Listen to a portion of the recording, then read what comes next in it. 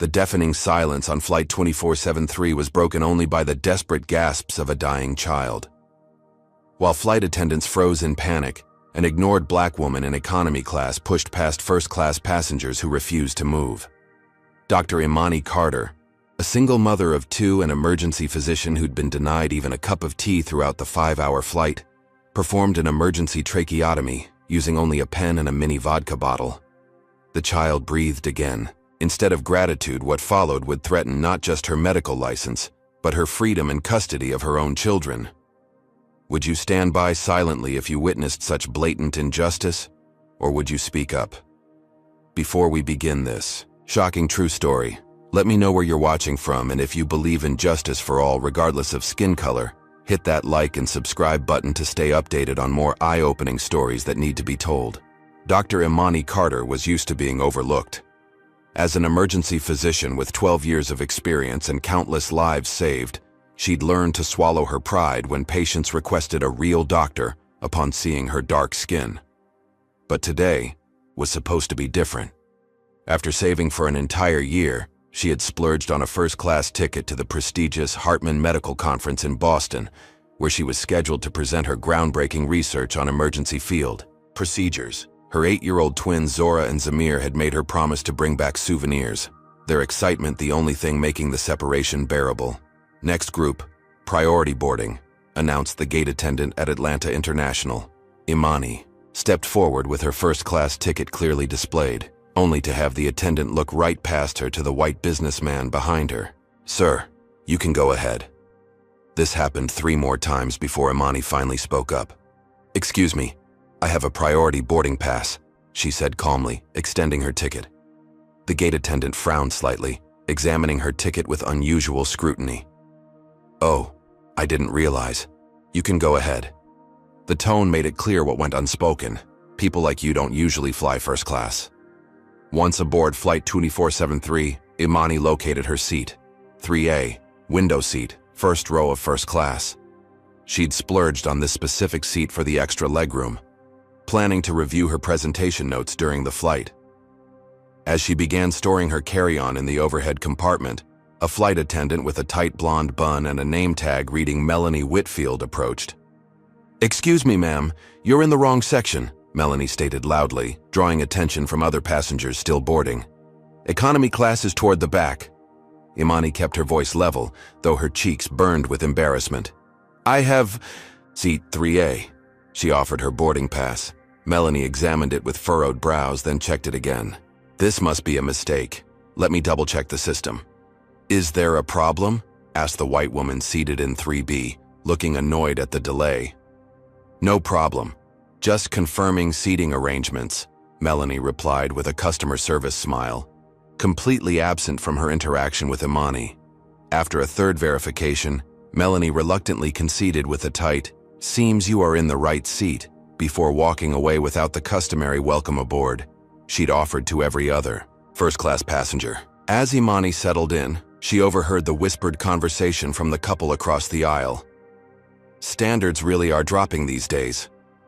Probably using miles or some diversity program." She pretended not to hear, keeping her eyes fixed on her medical journal while her stomach knotted with familiar tension. The flight took off, and service began. Melanie and the other attendants offered hot towels, drinks, and meal options to every first-class passenger. Everyone except Imani. She watched as passengers on both sides received attentive service while attendants somehow always managed to overlook her seat during each service round. After 45 minutes, when the meal cart had completely bypassed her row, Imani pressed her call button. No response for 10 minutes. She pressed it again. Finally, a male flight attendant appeared. "Can I help you?" he asked, his voice flat. "I haven't been offered any service yet," Imani explained. "Sorry about that," he replied without sounding sorry at all. "What would you like?" "Just water, please, and perhaps some tea later." 15 minutes passed before he returned with a plastic cup of water, no ice, no napkin, set down quickly before he hurried away. The tea never came. An hour later, Imani tried again with a different attendant who promised to check on that, but never returned. The internal debate raged. In her mind, Speak up more firmly and risk being labeled an angry black woman, or continue being invisible. As a single mother raising 2 black children, she constantly taught them to stand up for themselves while balancing the unfair reality that assertiveness from black people was often perceived as aggression. 3 hours into the 5-hour flight, after watching every other passenger receive multiple drink refills and snacks, Imani tried a 3rd time. This time, the cabin manager, a stern-faced woman named Whitney Prescott, appeared. "I understand you've been making multiple service requests," Whitney began, her voice carrying just enough to be overheard by nearby passengers. "I haven't received any service since boarding," Imani explained calmly. "I'd appreciate at least some water and perhaps tea if possible. We've been extremely busy, and I'm sure my staff has been attending to urgent needs first," Whitney replied, the implication hanging in the air that Imani's needs weren't urgent. "I'll see what I can do." When Whitney returned with a cup of coffee, she accidentally spilled it across Imani's lap, splashing onto the conference papers she'd been reviewing. The scalding liquid soaked through her pants. "Oh my, I'm so sorry," Whitney said, her voice theatrical while her eyes remained cold. She handed Imani a single cocktail napkin for the substantial spill. "I'd like an incident report form, please," Imani requested, her voice steady despite the burning sensation on her thighs. Whitney's expression hardened. "Are you threatening to report me? I should warn you that disruptive behavior on flights is taken very seriously. We have air marshals on board who don't appreciate passengers causing trouble." The threat hung in the air like a storm cloud. Imani felt the eyes of other passengers on her, some curious, some disapproving, none supportive. In that moment, she realized she was completely alone at 37,000 feet, surrounded by people who had already decided what kind of person she was based solely on the color of her skin. 3 hours and 27 minutes into the flight, while still trying to salvage her coffee-stained presentation papers, Imani noticed something that triggered her physician's instinct. Across the aisle, a young boy around 9 years old with sandy brown hair had been fidgeting in his seat. At first, it seemed like typical child restlessness, but Imani's trained eye caught subtle signs others would miss. The boy kept touching his throat, his breathing pattern had changed, and there was a slight but increasing distress in his expression. His mother, a woman in her mid-30s with similar features, leaned over him with growing concern. "Josh, are you feeling okay? Does your throat hurt?" The boy nodded weakly, his face growing paler by the minute. The worried mother pressed her call button. Flight attendant Melanie arrived promptly, the same Melanie who had repeatedly ignored Imani's requests. "My son isn't feeling well," the mother explained. "His throat feels funny and he's having trouble breathing. He has allergies, but I gave him his regular medication before the flight." Melanie barely glanced at the boy. "It's probably just the cabin pressure. Try having him drink something cold. I'll bring some ice water." She walked away without further assessment. Imani observed Josh more carefully now. The slight wheezing had become more pronounced. His lips had taken on a subtle bluish tint, cyanosis, a clear danger sign. She recognized the progression of symptoms. This wasn't cabin pressure. This was anaphylaxis, a severe allergic reaction that could become fatal within minutes. When Melanie returned with water, Josh was visibly struggling to swallow. "I think he's getting worse," his mother said, fear rising in her voice. "He's allergic to peanuts, but I didn't see any served." "We did serve peanuts in economy about an hour ago," Melanie replied dismissively. "But you're in first class, so he couldn't have been exposed. Try the water and pressing this cold compress to his forehead." Imani could no longer stay silent. "Excuse me," she called to Melanie. "I'm a doctor. That child appears to be having an anaphylactic reaction. He needs immediate medical attention." Melanie gave Imani a cold stare. "We have the situation under control, ma'am. Please stay in your seat." "His symptoms are consistent with severe allergic reaction," Imani persisted. "Peanut particles can circulate through the cabin air. He needs epinephrine immediately." "Are you a medical professional?" Josh's mother asked hopefully. Before Imani could answer, Whitney, the cabin manager, appeared. "Ma'am, I've already asked you not to be disruptive. Please return to your seat." "I'm an emergency physician," Imani stated firmly. "That child is in anaphylactic shock and needs immediate intervention. We'll make an announcement for any doctors."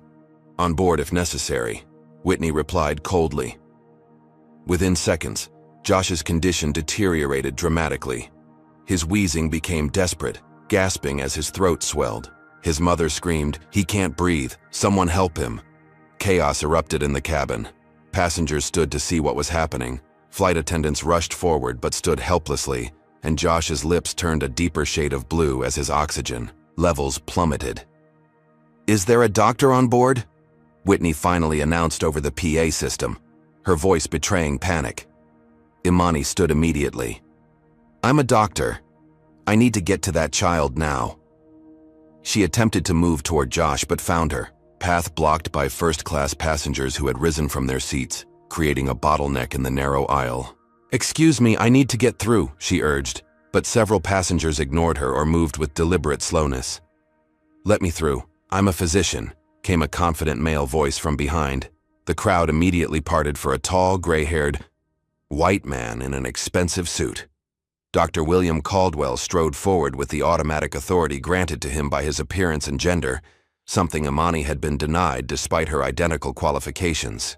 Caldwell reached Josh and began a cursory examination, while Imani tried to navigate the human barrier still partially blocking her. Whitney immediately deferred to Caldwell. "Doctor, what do you need?" "Get me the medical kit," he instructed, his voice commanding but his hands hesitant as he loosened Josh's collar. A basic but insufficient response to anaphylaxis. Imani finally pushed through. "He needs epinephrine. This is anaphylactic shock." Caldwell shot her an irritated glance. "I'm handling this. Are you really a physician?" "Emergency medicine, Boston General, 12 years experience," Imani stated, watching with growing alarm as Josh's desperate attempts to breathe became weaker. "Where's the medical kit? He needs epinephrine now." The medical kit finally arrived, but when opened, it showed signs of poor maintenance. The epinephrine auto-injector, required by FAA regulations, was missing. "We can't find the EpiPen," Melanie announced, panic evident in her voice. Josh's desperate gasps grew fainter. His mother sobbed uncontrollably. "What do we do?" Whitney asked Caldwell, completely ignoring Imani. Caldwell hesitated, clearly out of his depth. "Keep his airway open. We'll land as soon as possible." "He'll be dead before we land," Imani stated bluntly. "His airway is closing completely. He needs a cricothyrotomy." "That's extremely invasive," Caldwell objected. "We can't perform surgery on an aircraft." "It's that or watch him die," Imani replied, already assessing Josh's deteriorating condition. Josh suddenly went silent, his chest no longer rising and falling, his lips now deep blue. The ultimate crisis point had arrived. "He's not breathing," his mother screamed. In that moment, all eyes turned to Imani. The decision stretched before her like a dark chasm. Respect the barriers of bias that had confined her entire flight and let this child die, or force her way in and risk everything. Even if she saved him, she knew the system well enough to understand what happened to black professionals who operated outside the established order, especially women, especially in emergencies, especially when challenging white authority figures. Have you ever witnessed someone being ignored or dismissed because of their race, even when they had vital expertise to offer? Comment number 1. If you've seen qualified people of color disregarded in professional settings, hit that like button. If you believe expertise should matter more than appearance, and subscribe if you want to see justice prevail in stories like these. As Dr. Imani faced this life or death decision with a child's life hanging in the balance, what would you have done in her position? Would you risk everything for a stranger's child knowing the system might punish you for it? Time compressed to a singular point of decision as Josh's body went limp, his mother's screams piercing through the chaotic cabin. Imani's medical training kicked in with crystalline clarity. This wasn't about race, protocols, or permissions anymore. A child was dying. "Move," she commanded with such authority that even Whitney stepped aside. Imani knelt beside Josh, confirming what she already knew. Complete airway obstruction. No air movement. Seconds remaining before brain damage began. "I need a pen with a removable ink cartridge, alcohol, any small knife or blade, and something hollow like a straw," she directed to the stunned flight attendants. "Now!" While they scrambled, Imani positioned Josh's head, identified the cricothyroid membrane in his throat where she would need to create an emergency airway. Her fingers moved with practiced precision despite the turbulence and poor lighting. A passenger handed over a ballpoint pen. Another produced a mini vodka bottle from their bag. No one had a knife due to security restrictions, but Imani removed her own gold earring, a graduation gift with a post sharp enough to serve as an initial puncture tool. "What are you doing?" Caldwell demanded, his face contorted with indignation. "This is grossly inappropriate. You can't just stab a child's throat." "Either help me or step back," Imani replied without looking up, her focus absolute as she sterilized her hands and the earring post with alcohol. With the boy's mother's desperate consent, she began the procedure that she had previously only performed in controlled emergency rooms with proper equipment.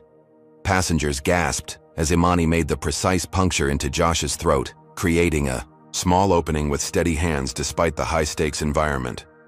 Several recorded on their phones as she removed the ink cartridge from the pen, leaving a hollow tube, which she carefully inserted into the opening. The makeshift tracheotomy complete, she bent down and gently blew small puffs of air through the tube. For 3 excruciating seconds, nothing happened. Then Josh's chest rose slightly. His blue-tinged lips gradually began returning to their natural color as oxygen reached his bloodstream again. Within 30 seconds, his eyelids fluttered. The cabin erupted in spontaneous applause and relieved sobs from Josh's mother, who clutched Imani's arm. Thank you. You saved him." For that brief, shining moment, Imani experienced what white doctors routinely took for granted: unquestioned recognition of her expertise and gratitude for her skills.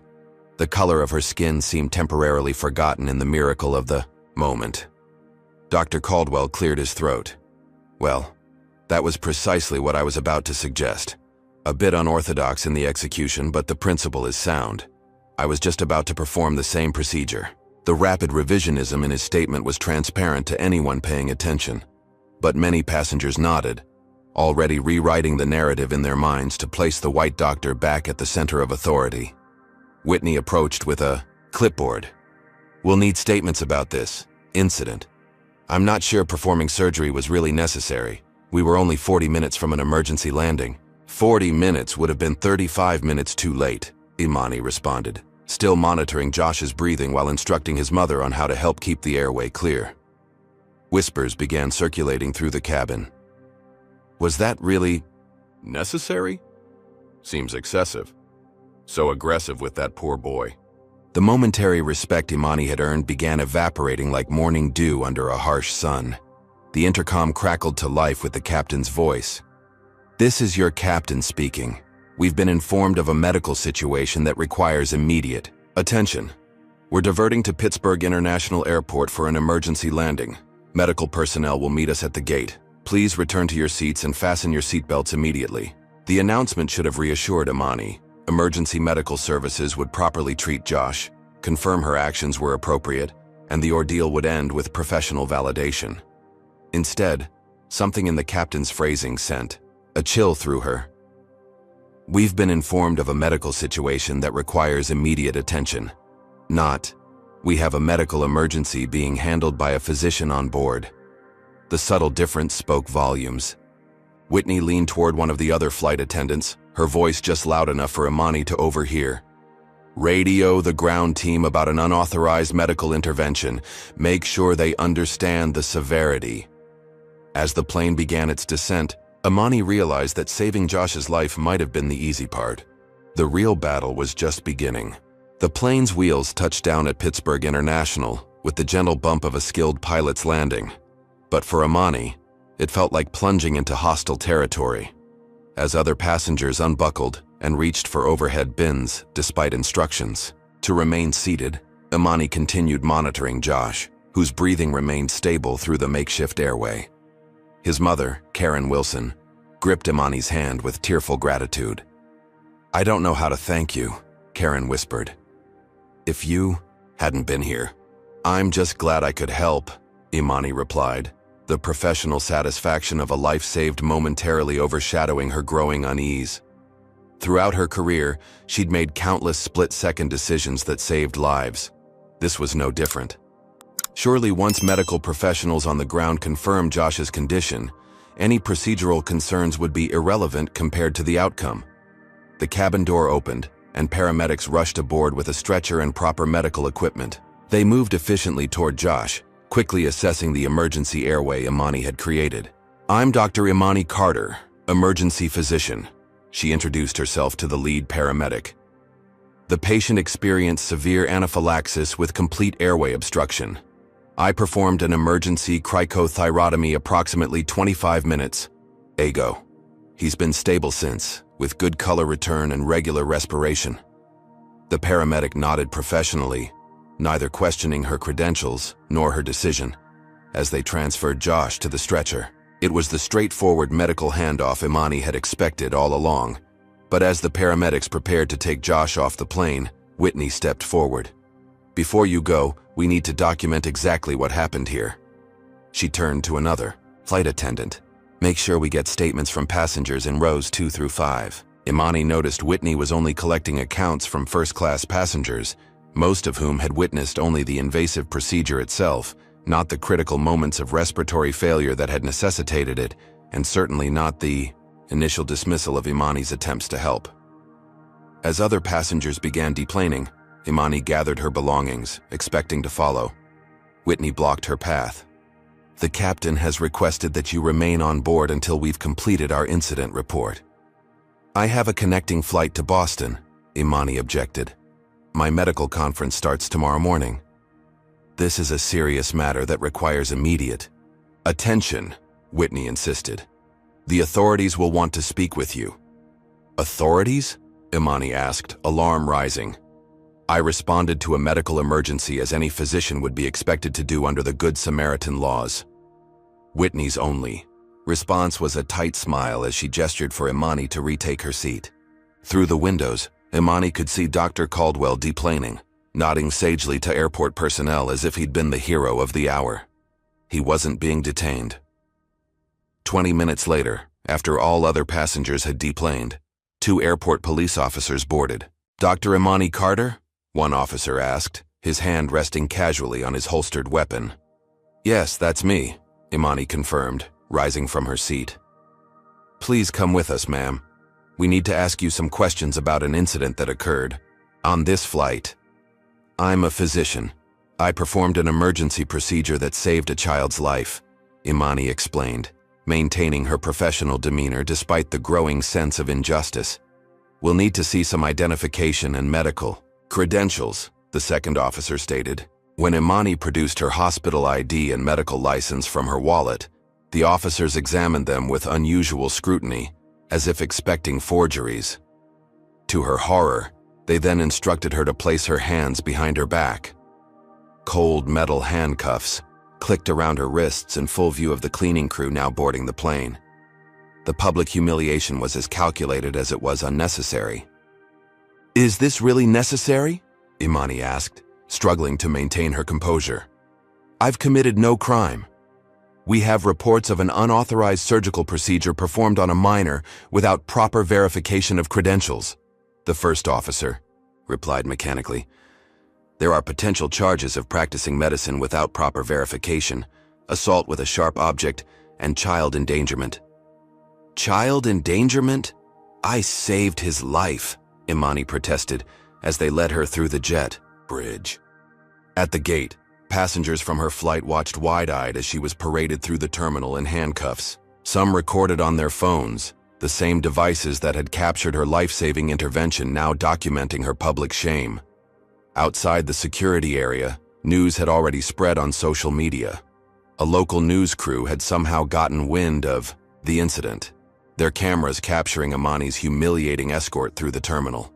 The headline scrolling across the bottom of their live feed read, "Woman detained after unauthorized medical procedure on child during flight." Not doctor, not life-saving, just woman and unauthorized. Meanwhile, Imani noticed Karen Wilson speaking with airport officials, looking confused and increasingly distressed as Whitney stood nearby, gesturing emphatically. The narrative was being actively shaped, with Imani excluded from the conversation about her own actions. At the airport police station, Imani was placed in an interrogation room, still handcuffed. "I need to make a phone call," she stated, thinking of her children who would be expecting her call upon landing in Boston. "And I need someone to contact Boston General Hospital to verify my credentials."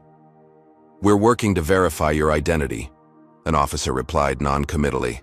There have been cases of people impersonating medical professionals.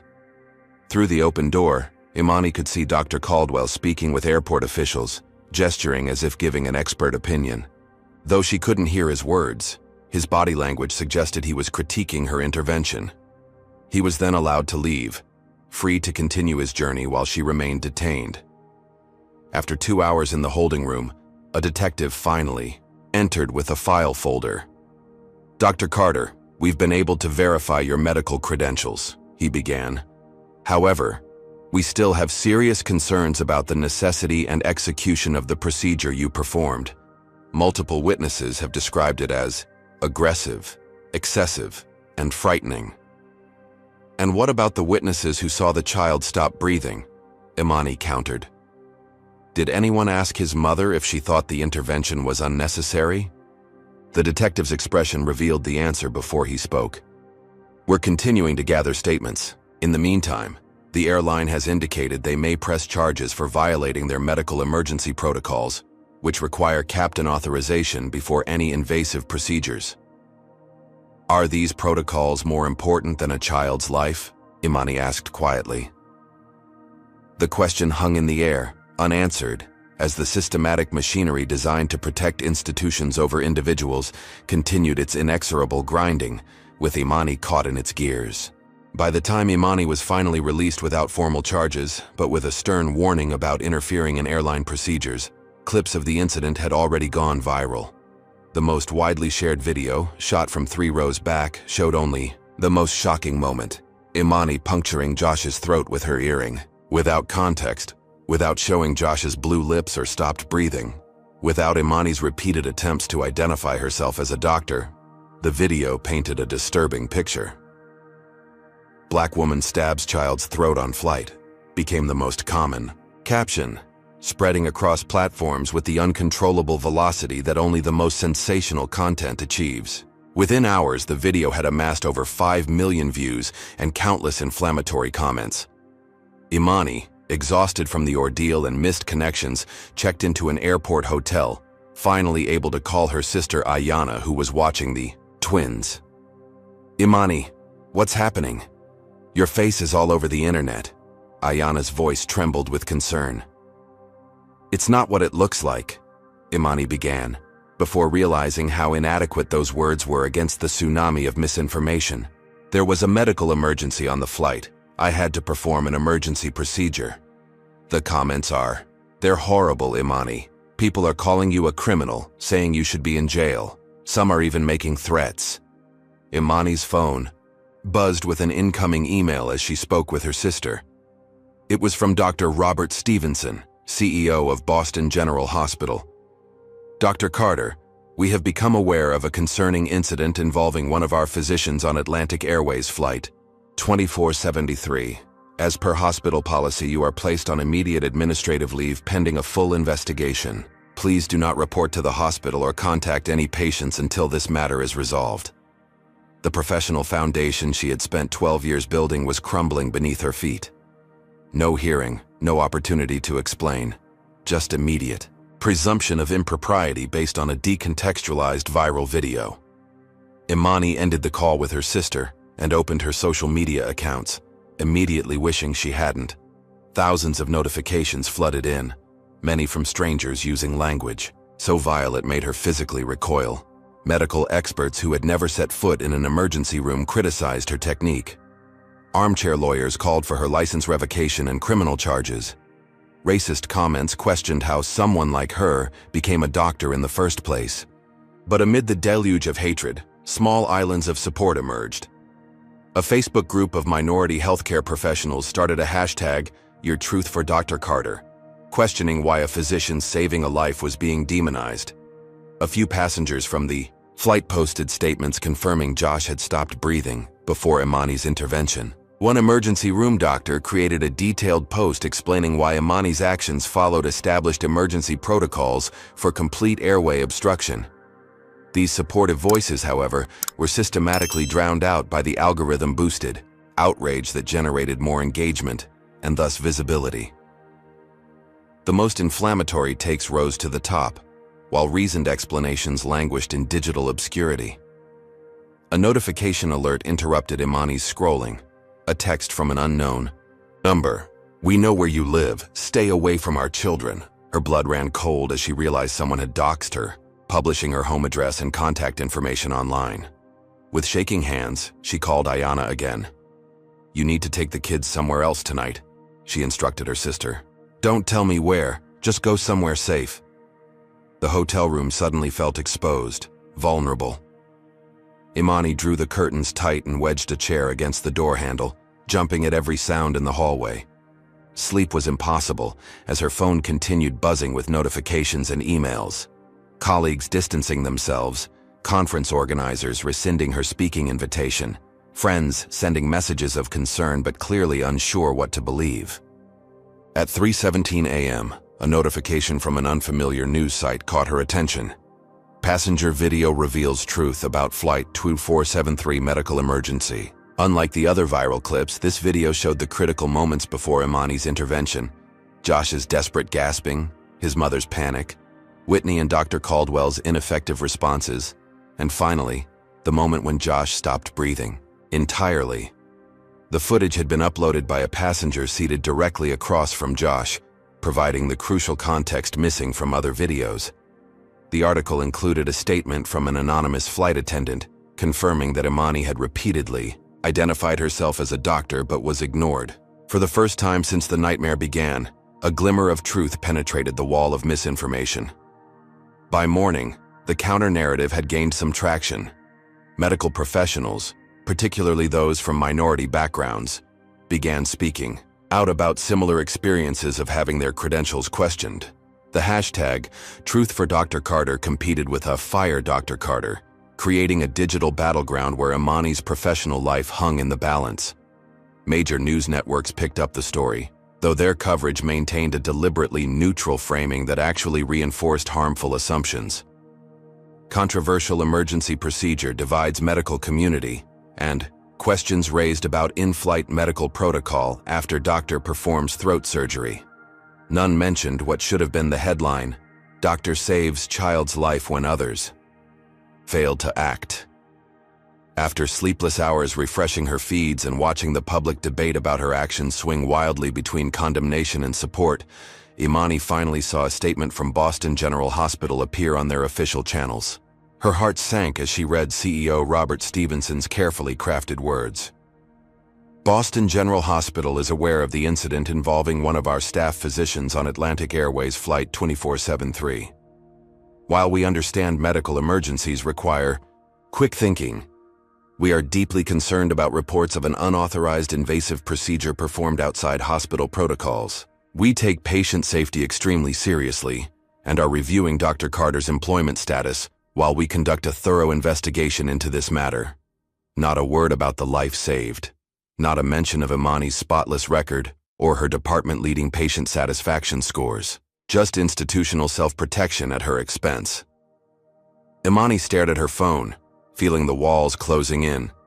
The system she had trusted, had dedicated her life to, was abandoning her at the first sign of controversy. The carefully constructed, professional identity she had built over years of sacrifice and excellence was being shredded in real time, pixel by pixel, tweet by tweet, statement by official statement.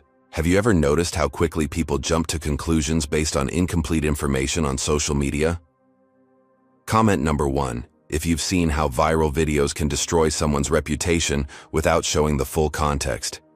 Hit like if you believe we should wait for all the facts before judging others, and subscribe if you want to follow stories that expose how bias affects our perceptions of events.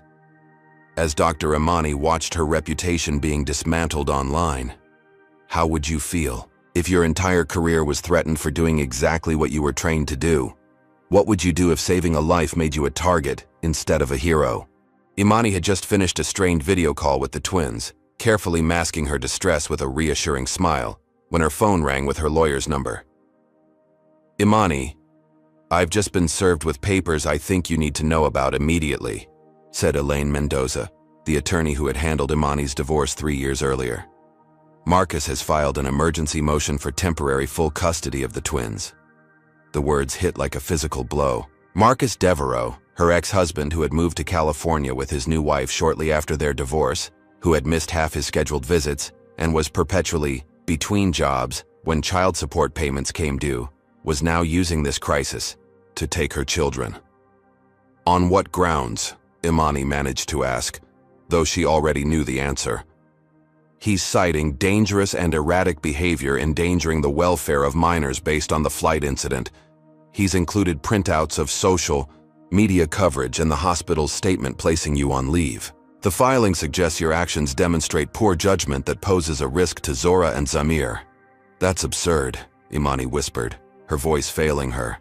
"I saved a child's life using medical training that I've spent my entire adult life perfecting. How does that translate to endangering my own children?" "It doesn't," Elaine agreed grimly. "But he's filed in family court, where the standard is best interest of the child, not criminal or even civil liability standards. And he's requested an expedited hearing." "When?" "Tomorrow morning, Judge Patricia Hamilton's court." Imani's heart sank further. Judge Hamilton was notorious among family lawyers for her old-school views on parenting, particularly her belief that children of divorce fared better with stable arrangements, which in practice often meant traditional family structures with mothers who weren't too career-focused. "I'll be there," Imani said, immediately beginning to calculate how to get from Pittsburgh back to Atlanta in time. Her original return flight wasn't for 3 more days. After the conference, she would now miss entirely. "There's more," Elaine continued reluctantly. "The motion includes a request for supervised visitation only until the custody trial. If granted, you'd only see the kids with a court-appointed supervisor present." The injustice burned like acid. Marcus, who had once left 7-year-old Zamir alone in their apartment while he went to a sports bar, was questioning her parental fitness. Marcus, who couldn't name their children's teachers or doctors, was positioning himself as the responsible parent. And the system was taking his claims seriously enough to grant an emergency hearing. Booking the last seat on an overpriced flight back to Atlanta depleted the remainder of Imani's conference budget. She arrived home just after midnight, dropping her bags at the front door and heading straight to the twins' rooms, needing to see them even if just while they slept. Their beds were empty. Ayana had taken them to her apartment as instructed, a necessary precaution that now felt like a painful preview of what might come. The next morning, dressed in her most conservative suit with not a hair out of place, Imani sat beside Elaine in Judge Hamilton's courtroom. Marcus sat across the aisle, looking uncomfortable in a borrowed tie, his lawyer, provided by his new father-in-law, shuffling important-looking papers for effect. Judge Hamilton entered, her sharp eyes quickly assessing the parties before her. "This is an emergency hearing on case number 2024, FC 3892, Devereaux versus Carter, regarding temporary custody modification," she began. "I've reviewed the filings. Mr. Devereaux alleges that recent events demonstrate serious concerns about Dr. Carter's judgment and temperament that warrant immediate custody modification. Is that correct, counsel?" Marcus's lawyer stood. "Yes, Your Honor. As our filing details, Dr. Carter recently performed an unauthorized and dangerous surgical procedure on a minor child without parental consent, resulting in her suspension from medical practice and possible criminal charges. This reckless behavior demonstrates a concerning lack of judgment that directly impacts her ability to provide a safe environment for the minor children." Every word was a calculated distortion. There had been parental consent. There were no criminal charges. Her leave was administrative, not disciplinary. But in the hermetically sealed environment of family court, narratives could be reshaped with frightening ease. Elaine countered effectively, highlighting Imani's impeccable record as both physician and mother. But Judge Hamilton's expression remained skeptical, particularly when Marcus's lawyer emphasized the ongoing controversy and public nature of the incident. "Dr. Carter," Judge Hamilton addressed her directly, "while I understand emergency medical situations require quick thinking, I'm troubled by what appears to be a pattern of decision-making that prioritizes your professional judgment over established Protocols and authority structures. Wouldn't you agree that children need parents who respect boundaries and work within established systems? The loaded question revealed the judge's leaning. Any answer would sound defensive. Your Honor, as both a physician and a mother, I believe in following protocols. But when a child's life is at stake and those protocols are failing, my duty is clear. I would make the same choice for any child, including my own. Judge Hamilton's lips tightened. That's precisely what concerns me, Doctor. Parents must sometimes subordinate their judgment to established authorities for the greater good. Children need stability and predictability, not heroics. By the hearing's end, Imani had avoided the worst outcome, full temporary custody, to Marcus, but suffered a devastating compromise, joint temporary custody with supervised visitation for her during the 2 weeks before the full hearing. Her children, who had never known anything but her loving and capable care, would now meet with her under the watchful eye of a stranger, evaluating her every word and interaction. When school let out that afternoon, Imani waited with the court-appointed supervisor, a severe woman named Ms. Gladwell who carried a clipboard and spoke to Imani as if she were a potentially dangerous patient. The twins ran toward her with their usual enthusiasm, but pulled up short when they saw the unfamiliar woman beside their mother. "Mommy, what's wrong? Why is that lady watching us?" Zora asked, her perceptive eyes darting between them. How could Imani explain court orders and custody battles to 8-year-olds? How could she tell them that saving a child's life had somehow made her less qualified to raise her own children? "She's just here to help us today," Imani managed, pulling them both into a hug that felt painfully scrutinized. Later that evening, after the supervised visit ended and the children left with Ayana, who had been granted temporary caregiver status, Imani finally allowed herself the breakdown she'd been suppressing. Alone in her kitchen, surrounded by the artwork and school projects of the children who were her entire world, she sobbed until no more tears would come. Her phone chimed with a notification, a message from an unknown number showing a school calendar screenshot, "Just so you know what your kids are up to while you're busy playing hero." The message revealed not just that someone was monitoring her children, but that they had access to the private parent portal of their elementary school. Before she could process this new violation, a knock at the door jolted her back to alertness. Through the peephole, she saw a woman with a government ID badge. Opening the door cautiously, Imani was presented with another official document. "Dr. Carter, I'm from Child Protective Services. We've received an anonymous complaint about conditions in your home. I'm here to conduct a routine inspection." Anonymous complaint. Routine inspection. The calculated neutrality of the language couldn't mask the reality. Another system being weaponized against her, another barrier erected between her and her children, another front opening in a war she never chose to fight. As the CPS worker entered with clipboard in hand, Imani realized that the medical emergency on Flight 2473 had been just the beginning. The real emergency was now unfolding in every aspect of her life, with no clear protocol for survival. The Boston General Hospital executive boardroom had been designed to intimidate. Dark wood paneling, portraits of stern-faced former chiefs of medicine, and a massive table that positioned the hospital's medical review board at one end like judges on a bench. Imani sat alone at the other end, acutely aware of the physical distance that emphasized her isolation.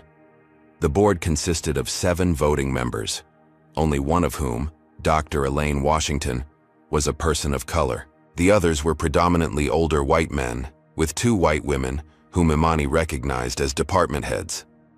Dr. Robert Stevenson presided, though he would only vote in case of a tie. "This emergency session of the Medical Review Board is now in session," Stevenson began formally. "We're here to evaluate the actions of Dr. Imani Carter during an incident on Atlantic Airways Flight 2473 and determine whether those actions warrant suspension or revocation of hospital privileges and recommendation for state medical board review." The stakes couldn't have been higher. Loss of hospital privileges would effectively end her career at Boston General. A negative recommendation to the state board could result in license suspension or revocation, making her unemployable as a physician anywhere. "Dr. Carter, do you have representation present?" Stevenson asked, as if he didn't know she was alone. "I was informed yesterday evening about this morning's hearing," Imani responded evenly. "My attorney couldn't arrange to be here on such short notice." The scheduling was no accident, she knew. Emergency sessions typically allowed 72 hours. Notice, not 16. "We can reschedule if you prefer," Stevenson offered with a thin veneer of accommodation that didn't reach his eyes. "And remain on administrative leave without pay for how long?" Imani challenged.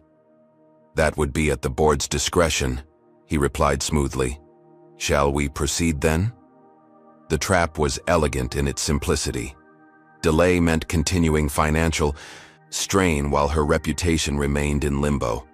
Proceeding meant facing the board without proper preparation or representation. Either way, the power imbalance was insurmountable. "Let's proceed," Imani decided. If they were determined to remove her, better to face it directly. The next 2 hours consisted of methodical dissection of her actions aboard Flight 2473. Dr. Lawrence Whitaker, Chief of Surgery, questioned her decision to use non-standard equipment.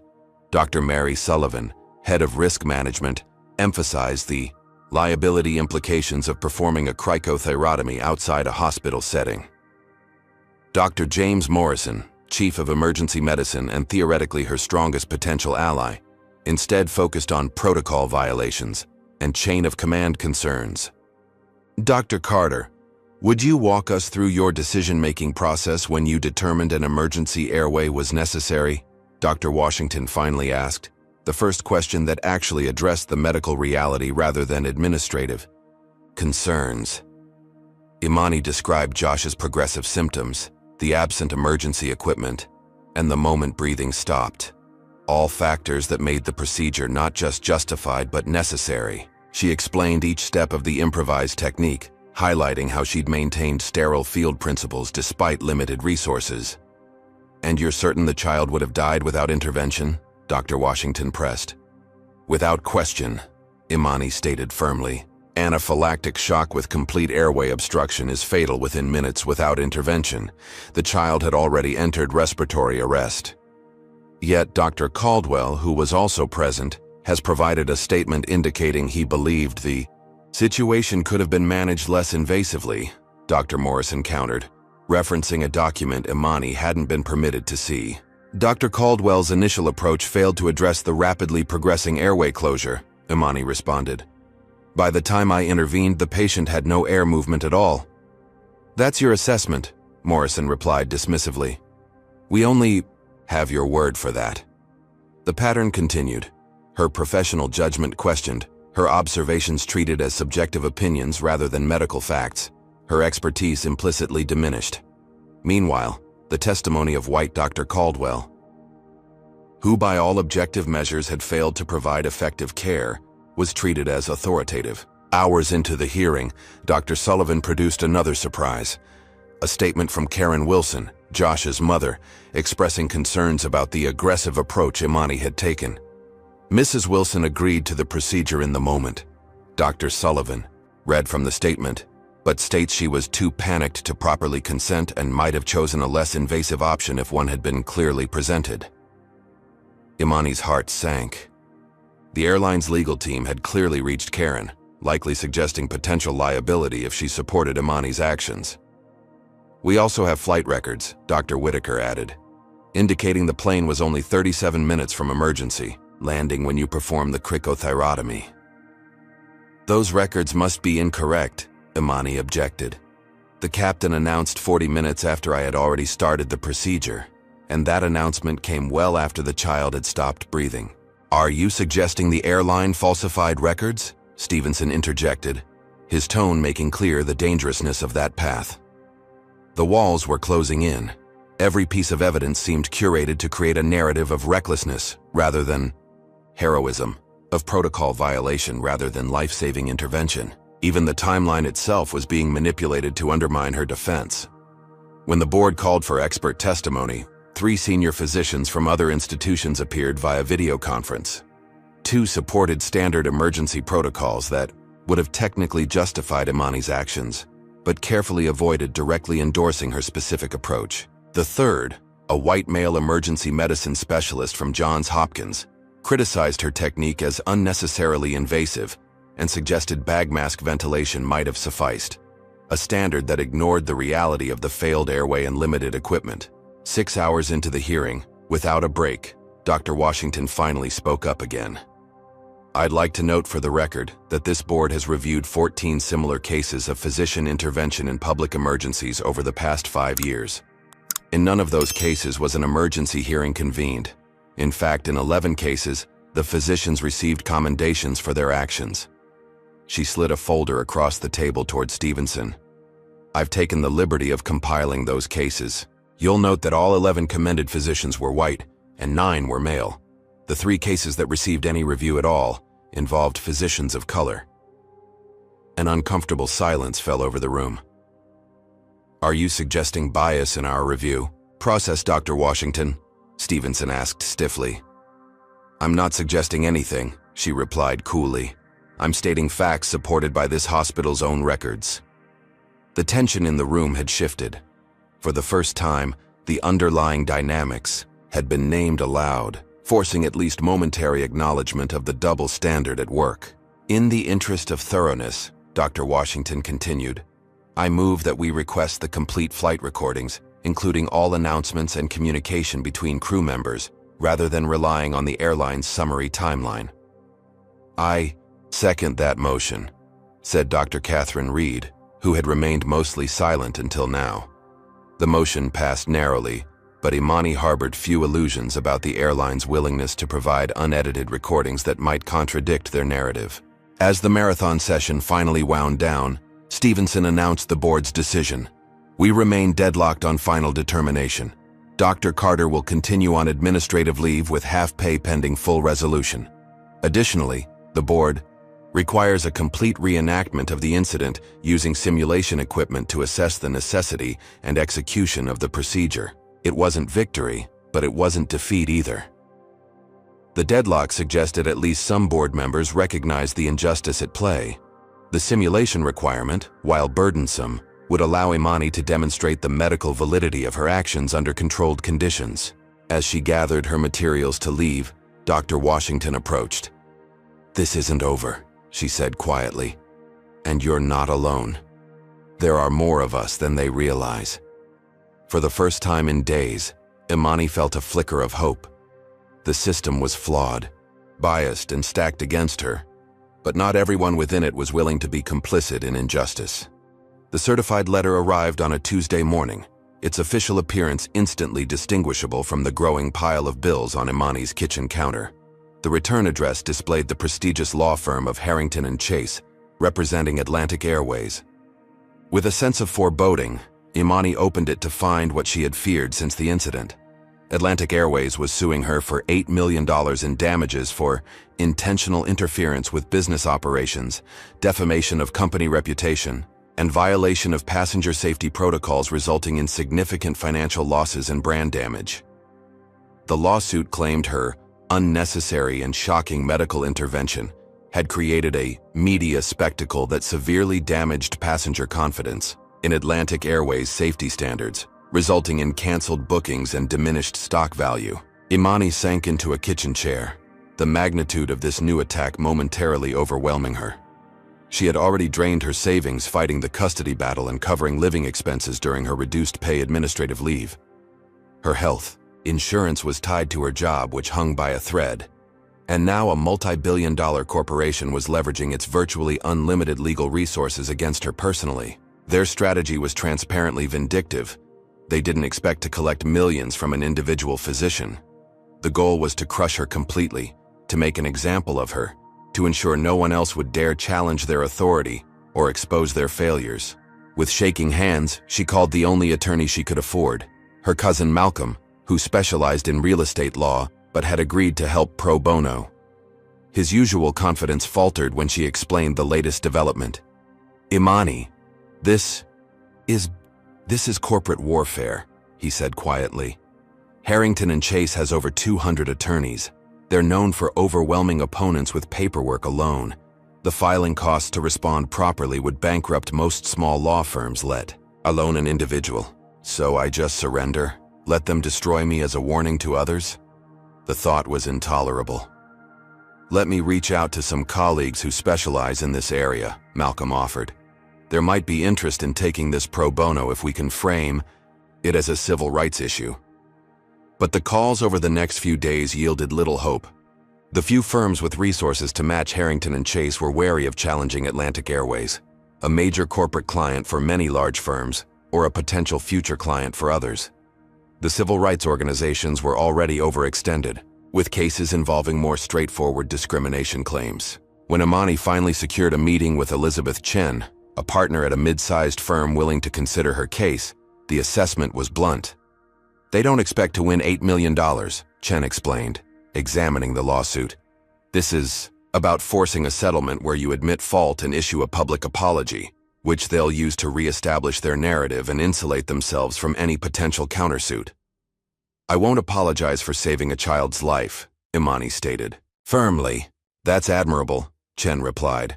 But practically speaking, fighting this could cost hundreds of thousands in legal fees alone, not counting your time, emotional toll, and the risk of losing. When the discussion turned to Chen's retainer requirements, reality set in. Even with a substantial professional discount, the initial payment exceeded Imani's remaining financial resources. She left the office with Chen's sympathy, but not her representation. A week later, Imani sat across from Atlantic Airways' legal team in a preliminary deposition, accompanied only by Malcolm, whose real estate expertise left him outmatched against the airline's specialized litigators. The power imbalance was immediately apparent in everything from the lawyers' bespoke suits to the way they casually referenced previous cases they'd won against individual defendants. Dr. Carter, began lead attorney Victoria Harrington, a woman whose perfectly coiffed silver bob and designer suit radiated authority. We have statements from multiple flight attendants confirming you were offered standard beverage service multiple times during the flight, but declined. Would you like to revise your earlier assertions about discriminatory treatment? The ambush caught Imani off guard. That's categorically false. I repeatedly requested basic service and was ignored. Harrington slid a document across the table. These are signed statements from 3 flight attendants all confirming you were offered and declined service. Are you suggesting they're all lying under penalty of perjury? Before Imani could respond, another attorney interjected. We also have concerns about your claims regarding the child's condition. Medical experts we've consulted suggest the symptoms you describe would not progress to complete airway obstruction within the time frame you've claimed. The coordinated attack continued for hours, each of Imani's statements challenged, each assertion countered with expert opinions and witness testimonies she wasn't allowed to review fully.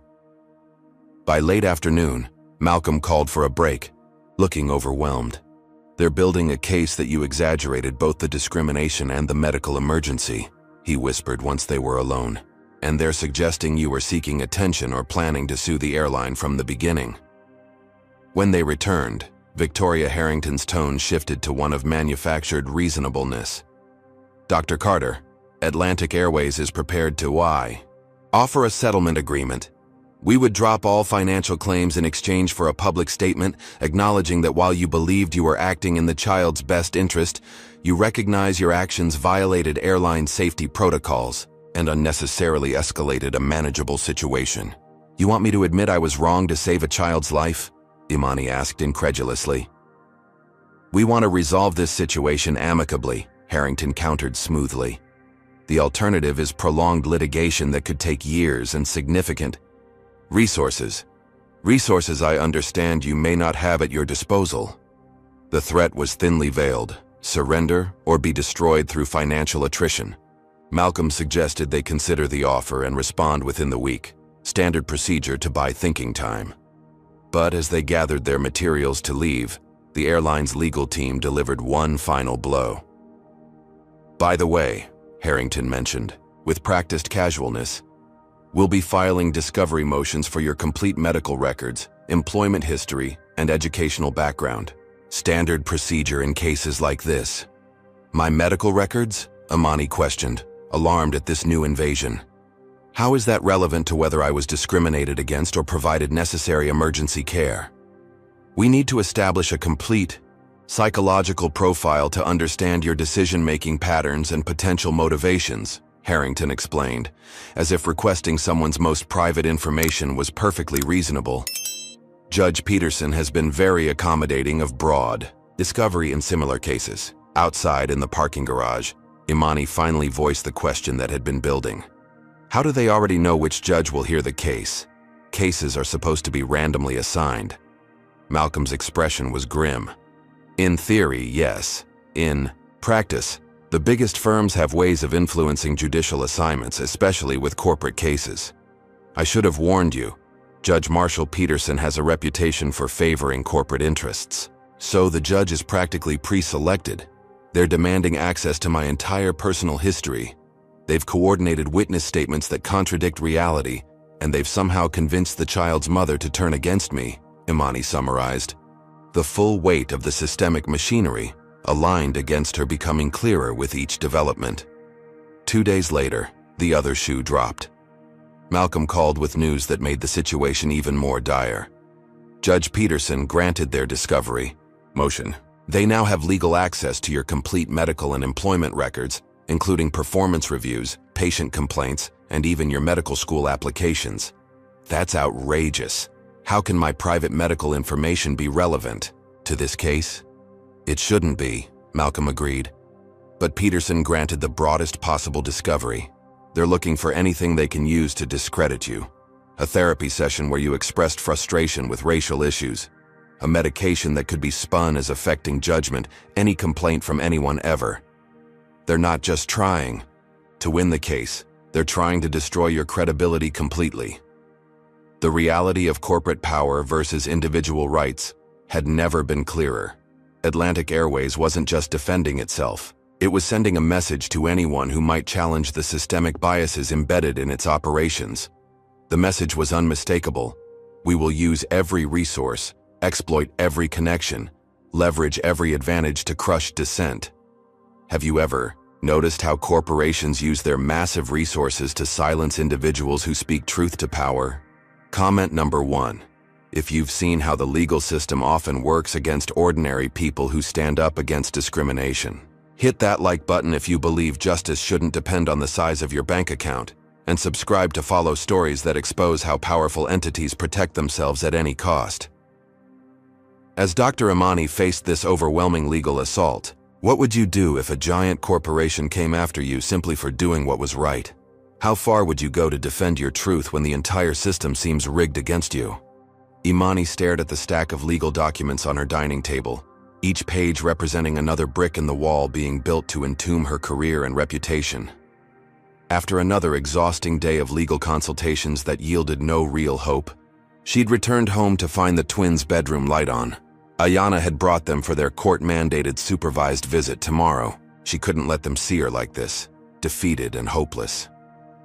The doorbell rang. At nearly 10 p.m., it could only be bad news. Another legal notice, perhaps, or worse. Imani approached cautiously, peering through the peephole to see a young, Asian woman she didn't recognize, glancing nervously over her shoulder. "Who is it?" Imani called without opening the door. "My name is Lily Chen.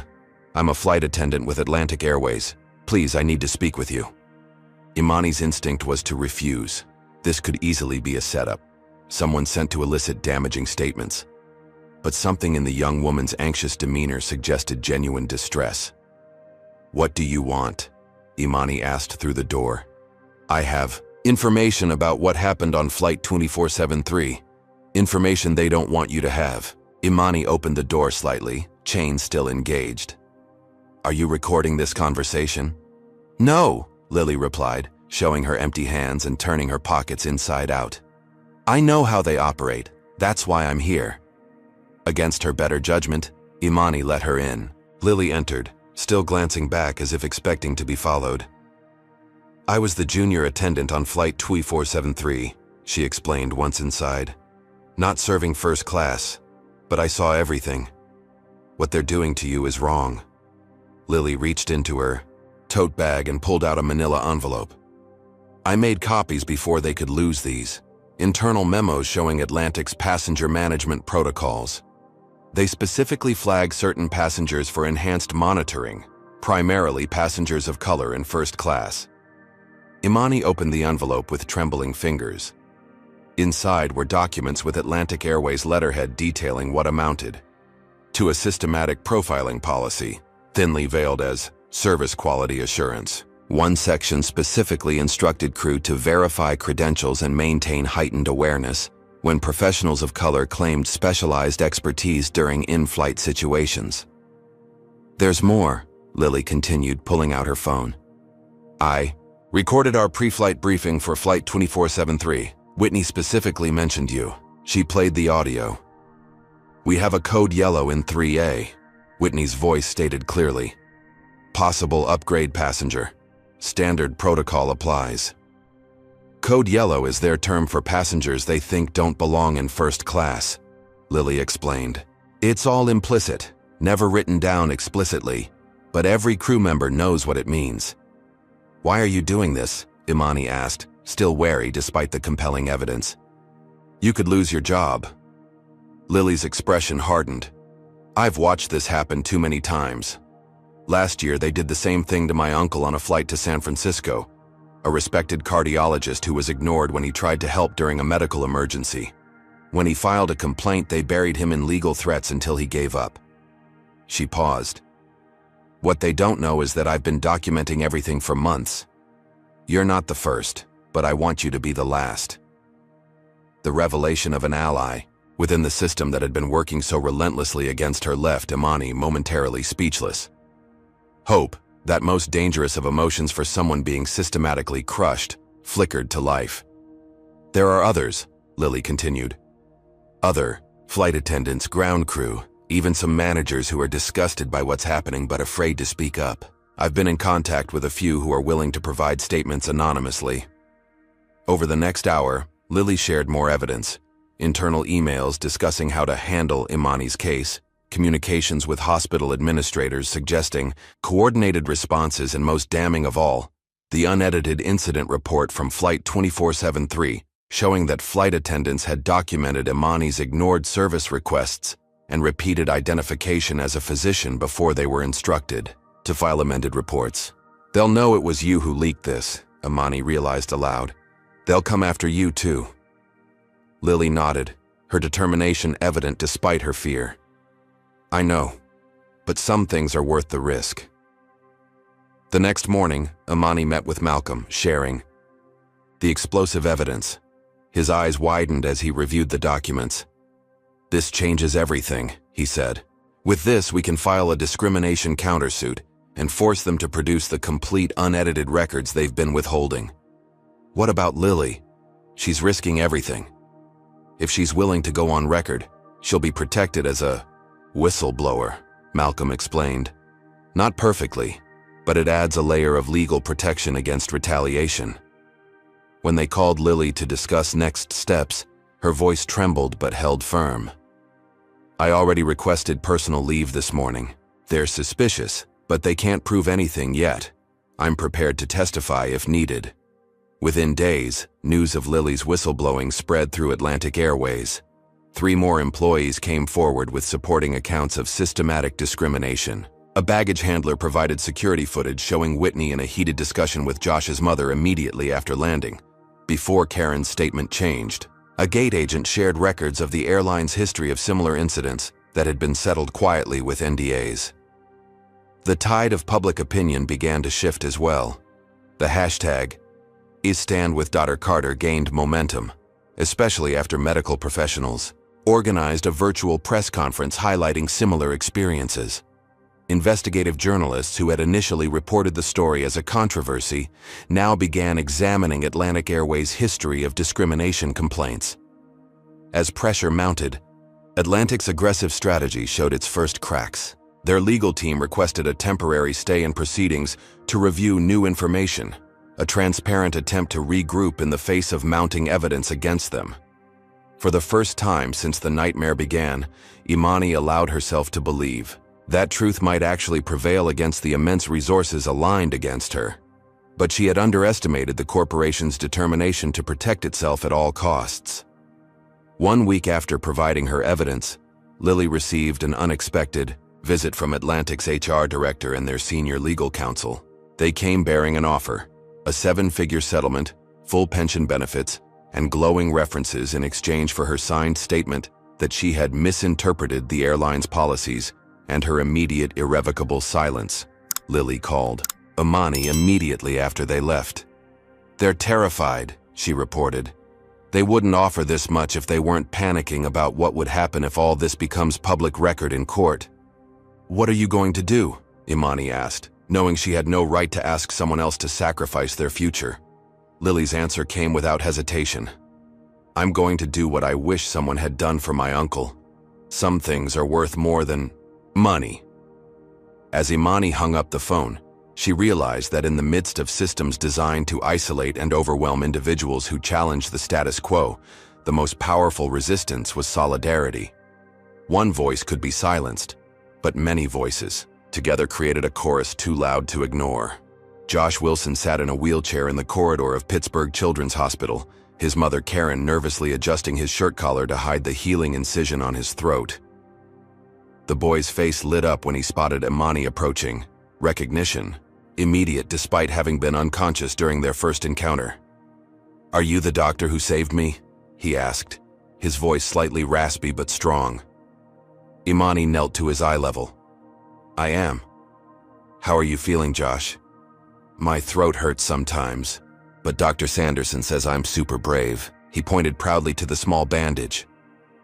"He says without you, I would have died." Karen's eyes filled with tears. "That's what they all say.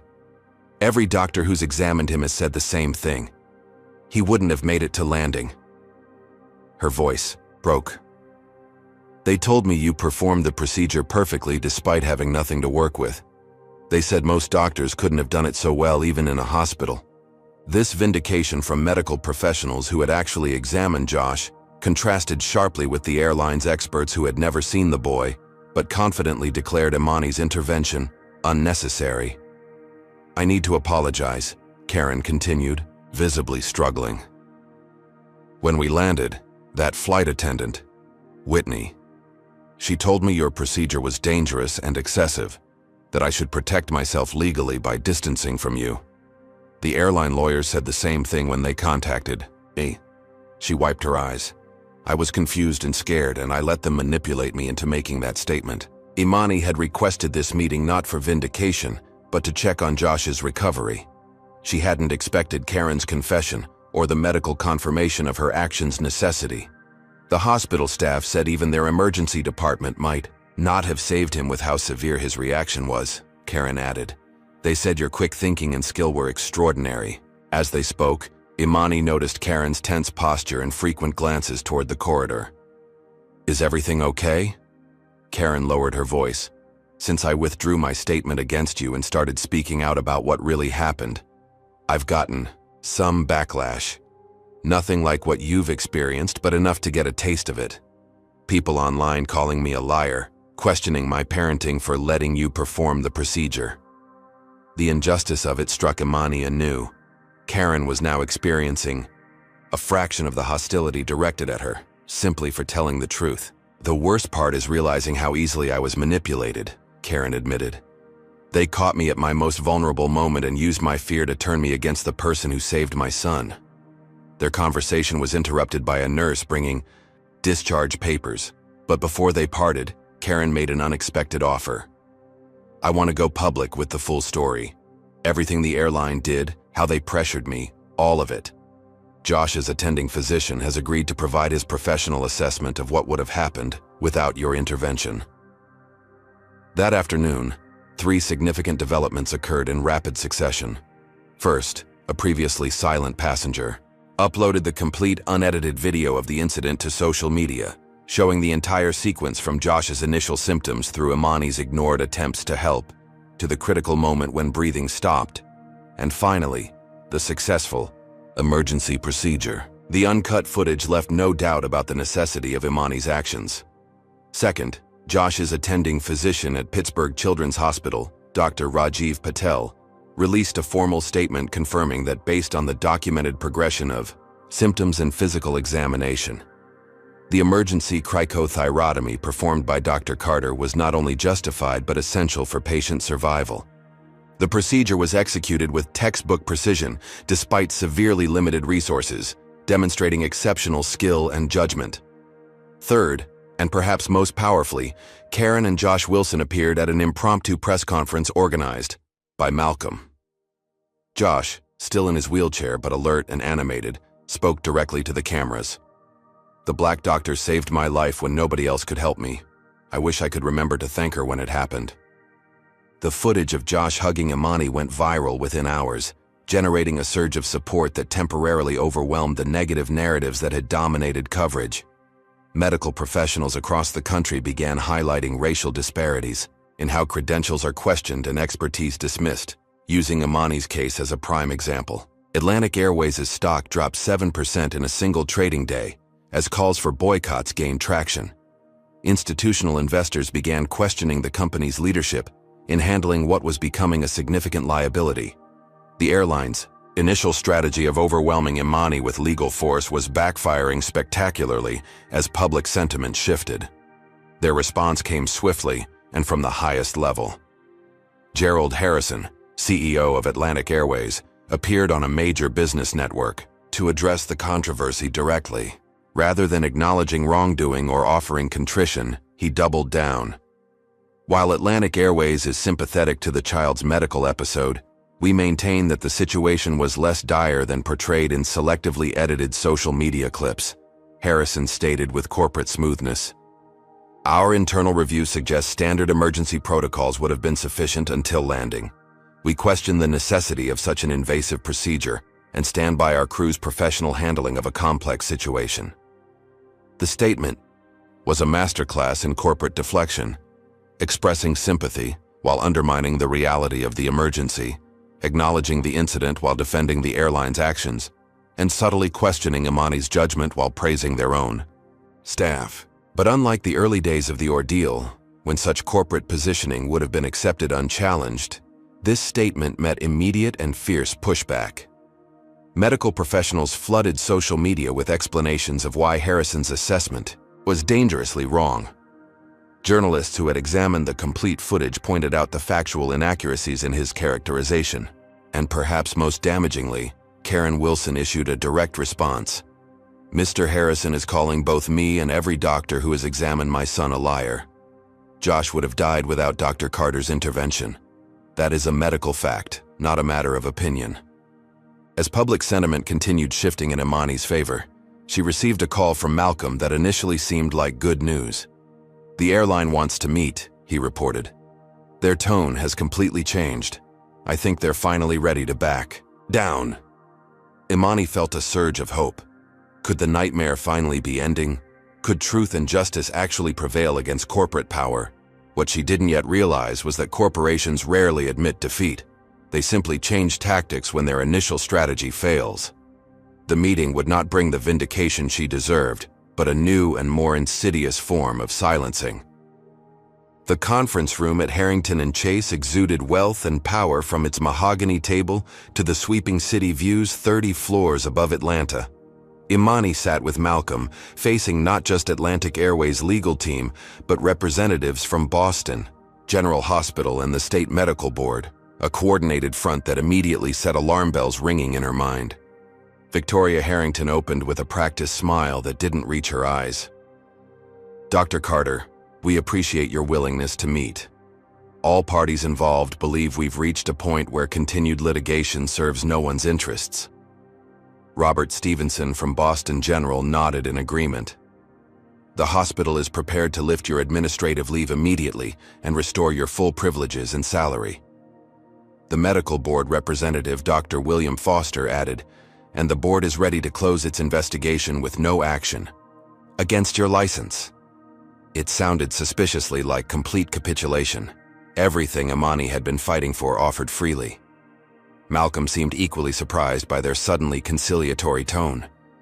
"What exactly are you proposing?" Imani asked cautiously. Harrington slid a thick document across the table. "A comprehensive settlement agreement that resolves all outstanding issues between all parties." As Malcolm reviewed the document, his expression darkened. This includes a non-disclosure agreement covering the entire incident, all subsequent actions by all parties, and explicitly prohibits Dr. Carter from making any public statements about racial discrimination by any of the involved entities. Standard confidentiality provisions, Harrington replied smoothly.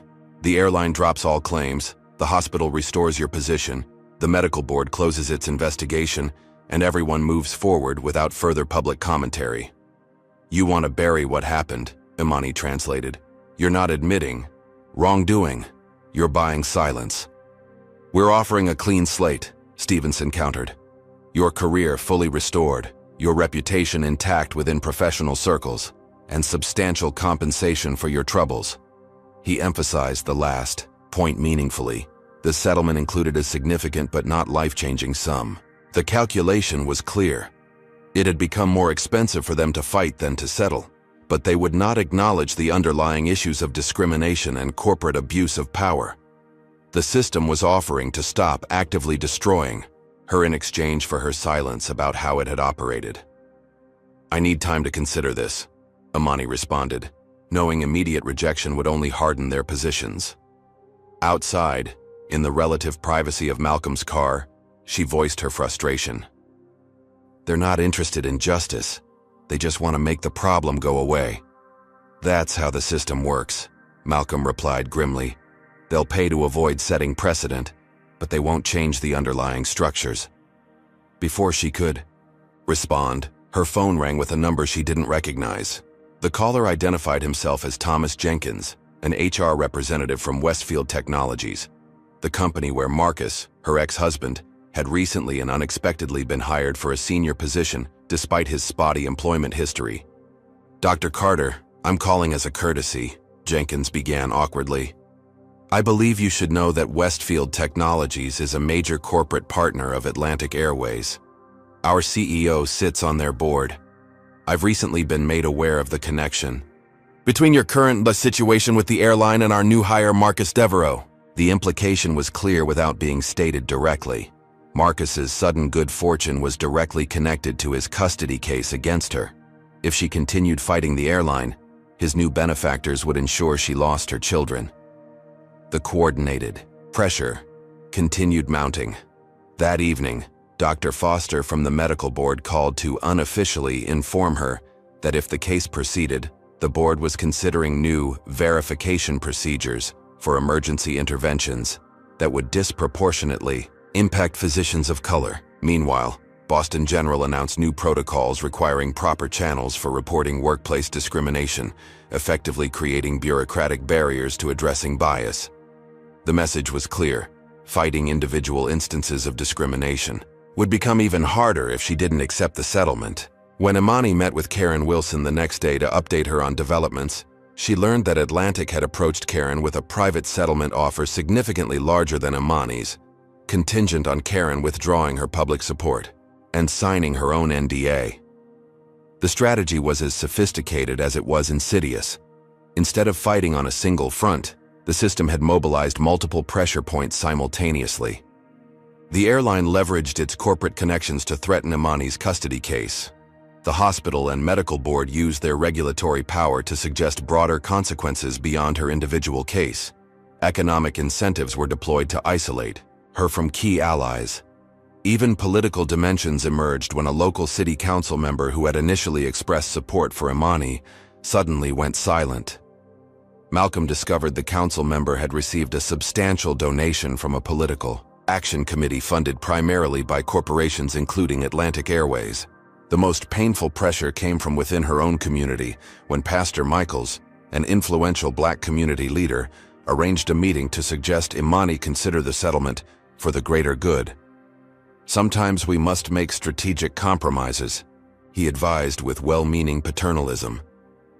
The resources from this settlement could fund scholarships for minority medical students. Your personal vindication might come at the cost of broader progress. The suggestion that she should accept injustice for broader progress felt like the final betrayal.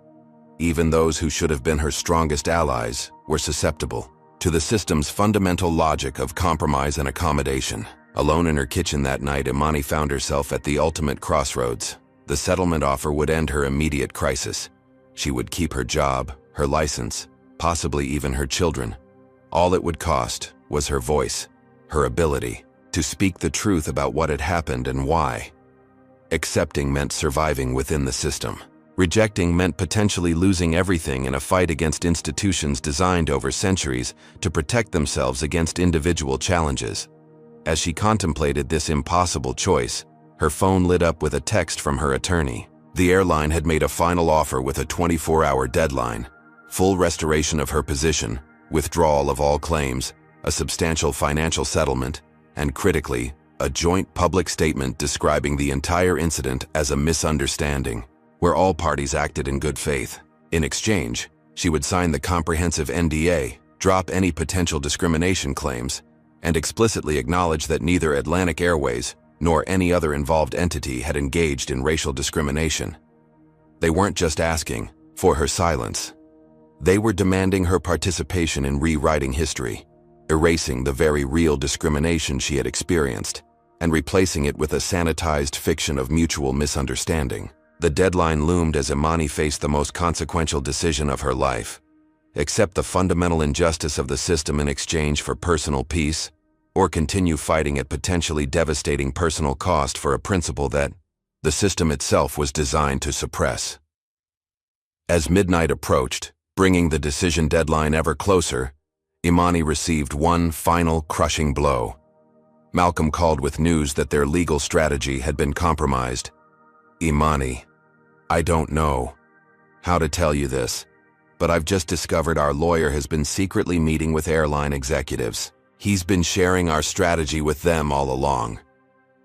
The betrayal was so fundamental it left her breathless. Even the legal system meant to provide advocacy had been corrupted by money and power. The machinery arrayed against one black woman, who had dared to save a life while being treated as less than human, was so comprehensive, so multifaceted, that it seemed truly insurmountable. With no legal representation she could trust, institutions aligned against her, economic warfare depleting her resources, and her children's custody hanging in the balance, Imani faced the darkest moment of her ordeal. The system wasn't just biased, it was deliberately designed to crush individuals who challenged its fundamental operations. The question was no longer whether she could win, but whether resistance itself, even in certain defeat, had meaning and value beyond the outcome. The federal courthouse in downtown Atlanta bustled with unusual activity for a civil hearing. News vans lined the street, their satellite dishes reaching skyward like mechanical flowers seeking signal instead of sun. Inside, the gallery filled, beyond capacity, with observers standing against the walls. At the defendant's table sat Imani Carter, alone. No attorney flanked her, no legal pad spread before her. After discovering her lawyer's betrayal, she had made the extraordinary decision to represent herself rather than trust another potentially compromised advocate. The settlement deadline had come and gone, her silence unbought. Across the aisle, Atlantic Airways' legal team occupied their table with military precision. Victoria Harrington surrounded by 5 associates and 2 paralegals, their matching leather portfolios and coordinated navy suits projecting institutional power. Judge Marshall Peterson entered, his reputation for corporate favoritism preceding him. "Unusual circumstances today," he noted, surveying the crowded courtroom. "I understand the defendant is now representing herself. Ms. Carter, are you certain you wish to proceed without counsel?" "Dr. Carter," she corrected calmly. "And yes, Your Honor, I am prepared to proceed." The judge's slight frown telegraphed his disapproval of this departure from orderly process. "Very well. Ms. Harrington, you may begin with your motion." As Victoria Harrington rose to present the airline's motion to dismiss Imani's counterclaims, the courtroom doors opened. A group of individuals in white medical coats entered silently, filling the last remaining spaces along the back wall. Imani didn't turn, but she felt their presence like a physical force at her back. Harrington faltered momentarily before regaining her composure. "Your Honor, Atlantic Airways moves to dismiss the defendant's frivolous counterclaims of discrimination as unsubstantiated and procedurally deficient, particularly given her failure to exhaust administrative remedies before filing suit." The legal maneuvering was designed to eliminate Imani's discrimination claims before evidence could be presented, a common tactic to protect corporations from accountability. Judge Peterson nodded along, his expression suggesting receptiveness to the argument. When Harrington concluded, Peterson turned to Imani. "Dr. Carter, your response?" Imani rose, standing alone before the combined weight of corporate power and judicial authority. "Your Honor, before addressing the legal arguments, I wish to introduce into evidence documents that directly contradict counsel's assertions." She approached with a file folder containing Lily Chen's evidence, the internal memos outlining the airline's profiling policies, the pre-flight recording specifically targeting Imani, and the original unaltered incident reports. As Judge Peterson reviewed the documents, his expression shifted from dismissive to concerned. The evidence was too explicit, too damning to be easily dismissed even by a corporate-friendly judge. Before he could respond, the courtroom doors opened again. Lily Chen entered, escorted by a man Imani recognized as Daniel Rivera, a prominent civil rights attorney who had previously declined her case citing conflicts of interest. Rivera approached the bench. "Your Honor, I'm appearing on behalf of Lily Chen, who wishes to provide testimony relevant to these proceedings. Ms. Chen is prepared to publicly release all evidence in her possession regarding Atlantic Airways' discriminatory practices unless the court agrees to review it in its entirety." "This is highly irregular," Peterson objected. But the dynamics in the courtroom had shifted palpably.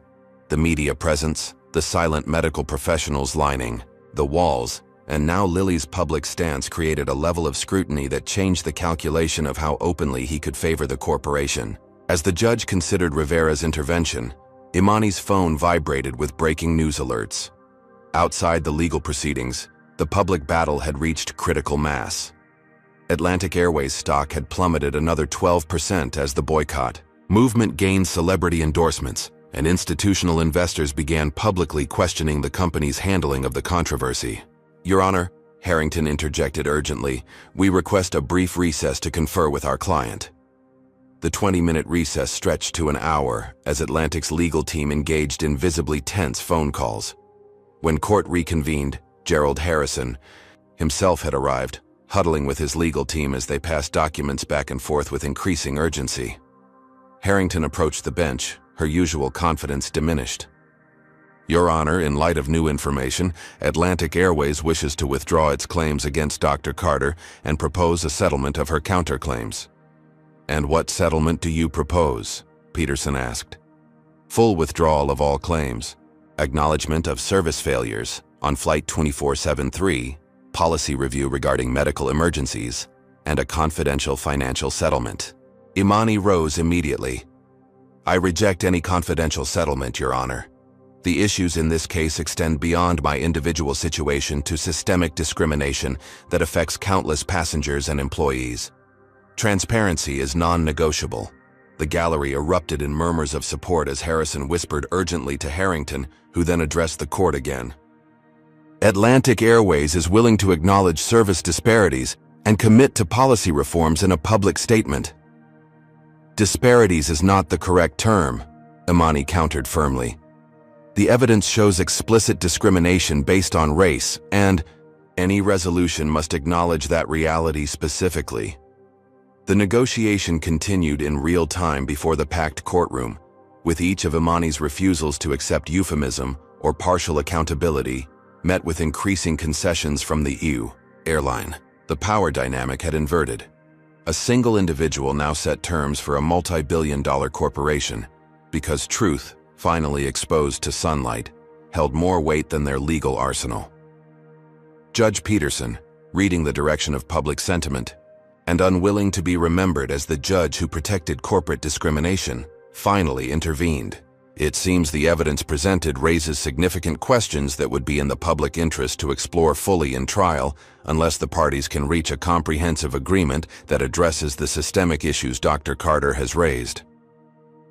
Core message was clear even to Atlantic. Settle on Imani's terms or face a public trial that would expose their practices completely.